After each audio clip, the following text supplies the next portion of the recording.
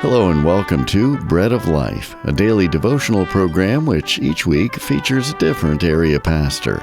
Our speaker for this week is Pastor Rodney Wade of Waterbury. This is Pastor Rodney Wade of Long Hill Bible Church in Waterbury, Connecticut. Thank you for tuning in to the Bread of Life broadcast. Proverbs 17 and 22 from the English Standard Version says, "A joyful heart is good medicine, but a crushed spirit dries up the bones." The Message version says, "A cheerful disposition is good for your health. Gloom and doom leave you bone tired." My friends, sometimes you just have to laugh about it. Yes, you just have to laugh about it. There's a healing effect when we are joyful, cheerful people. We read in today's proverb that a joyful heart is good medicine.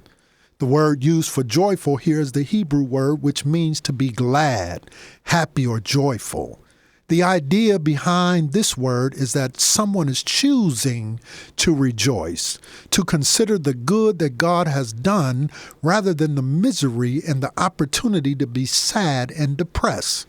Notice the first part of the verse, having the joyful heart or cheerful disposition.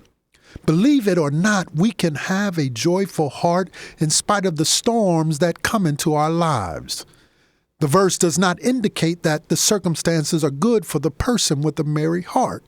As a matter of fact, the fact that medicine is needed would imply that circumstances could be bad. Hence, a merry heart is not the product always of good circumstances or having a good job or good family or good health. Now, we understand that people have different temperaments. Some internalize their problems and some act them out. But in both of these cases, people need healing. Somebody said dry bones are brittle bones, easily broken. In other words, if you don't learn to have joy, you will be easily broken. That's why as Christians, we must learn to laugh about it. I know God is serious business, but we must not take ourselves so seriously that we don't take the time to smell the roses. Sometimes it's just good to laugh about it.